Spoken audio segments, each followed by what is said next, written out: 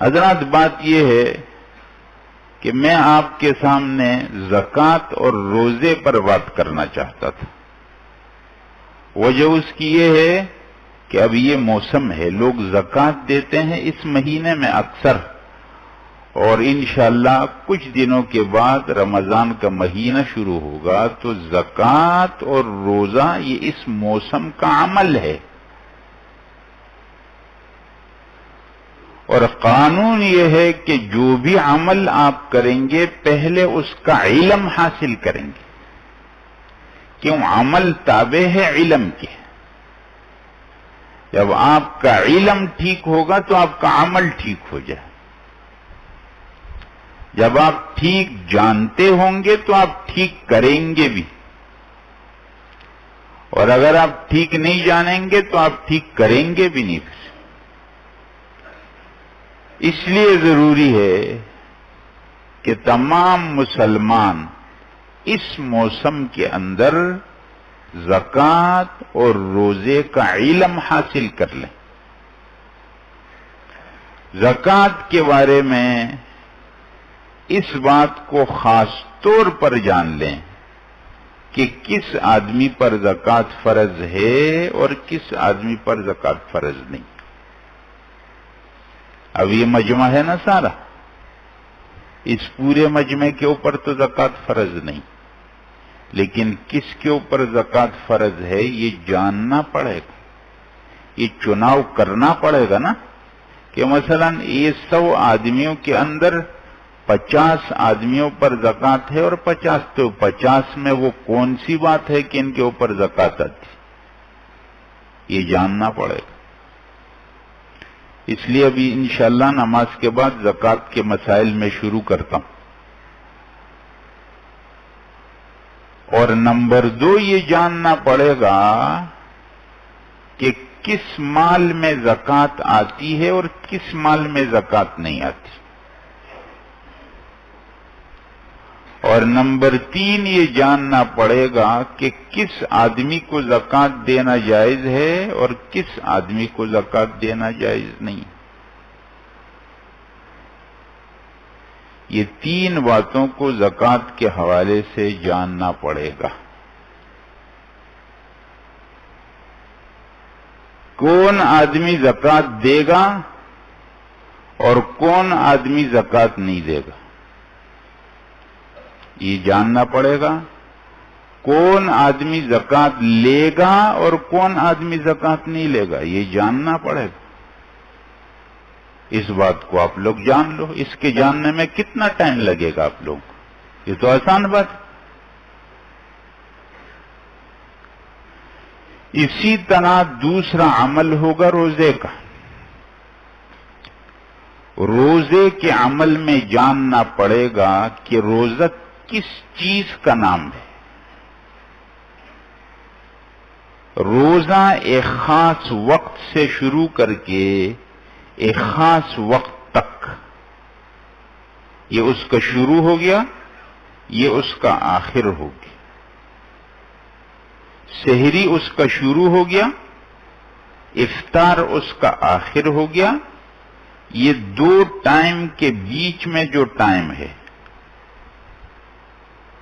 سمجھ آیا؟ یہ 2 وقتوں کے بیچ میں جو وقت ہے، اس میں کھانا پینا اور جو شادی شدہ اپنی جو ازواج ہے، بیویاں ہیں، ان سے دور رہنا، یعنی جو میاں بیوی کا تعلق ہے اس سے دور رہنا، یہ 3 چیزوں سے اس خاص وقت کے اندر الگ رہنا، اس کا نام روزہ ہے۔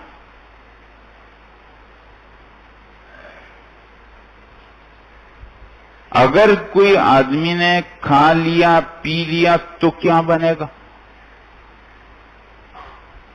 اور کون سا آدمی ہے جس کے اوپر روزہ ہوگا اور کون سا آدمی ہے جس کو روزہ چھوڑنے کی اجازت ہے، وہ معذور ہے، وہ عذر بھی جاننا پڑے گا۔ سمجھ آیا؟ کوئی آدمی صحت مند طاقتور ہے تو روزہ رکھنا پڑے گا، ایسی بیماری کے اندر مبتلا ہے کہ وہ روزہ رکھے گا تو یا تو اس کا مرض بہت خراب ہو جائے گا، بگڑ جائے گا، یا اس کی موت کا خطرہ ہو سکتا ہے، تو وہ معذور ہوگا، لیکن وہ جاننا پڑے گا۔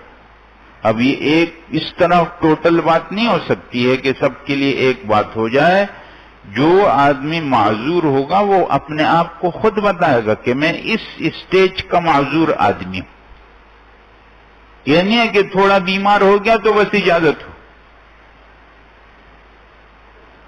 اور جو علاج کرنے والے حضرات ہیں، ڈاکٹر حضرات ہیں یا حکیم حضرات ہیں، ان کو فوراً لوگوں کو یہ مشورہ دے دینا کہ نہ آپ روزہ چھوڑ دو، یہ جائز نہیں ہے۔ روزہ اللہ کی طرف سے فرض ہے۔ وہ اسٹیج کو دیکھنا چاہیے کہ وہ کس اسٹیج کا بیمار ہے، کس مرحلے کا بیمار ہے، وہ جاننا پڑے گا۔ اگر وہ ایسا بیمار ہے کہ روزہ رکھنے سے یا تو اس کی موت کا خطرہ ہو سکتا ہے، یا یہ ہے کہ اس کی بیماری بگڑنے کا خطرہ ہو سکتا ہے، تو یہ اس اسٹیج میں بات ہو سکتی ہے۔ وہ ایسا ہی تھوڑا سا ہو گیا اور کہتا نا روزہ چھوڑ دو، ایسا مذاق نہیں کرنا چاہیے۔ اللہ کے دین کے ساتھ ایسا کھیل نہیں کرنا چاہیے۔ اللہ کے دین میں سنجیدگی کے ساتھ چلنا چاہیے۔ تو حضرات یہ دو چیزیں ہیں نا، یہ دو چیزوں کے بارے میں انشاءاللہ آپ لوگ جہاں جہاں رہتے ہیں تو وہاں کے علماء سے یا جو بھی طریقہ ہے یہ چیزوں کے بارے میں جان لیں۔ زکوٰۃ کس آدمی کے اوپر فرض ہے، کس مال میں فرض ہے، کتنی فرض ہے، اور کون آدمی زکوٰۃ لے سکتا ہے، کون نہیں لے سکتا۔ دیکھو یہ بہت بڑا وہ کام ہو گیا ہے۔ لوگ زکوٰۃ ایسے ہی دے دیتے ہیں، کسی ٹرسٹ کو اٹھا کر کے دے دیا، کسی جگہ میں دے دیا، یہ تو صحیح نہیں ہے۔ آپ تسلی کرو اپنی کی زکوٰۃ آپ نے ایسی جگہ میں دے دی جو شرعاً اس کا مستحق۔ زکوٰۃ کے نظام کو ٹھیک کرنا چاہیے، نہ دینے والوں کو لاپرواہی کرنی چاہیے، نہ لینے والوں کو لاپرواہی۔ ہر آدمی زکوٰۃ لے رہے ہیں، جو مستحق نہیں کیوں زکوٰۃ لیتے ہیں؟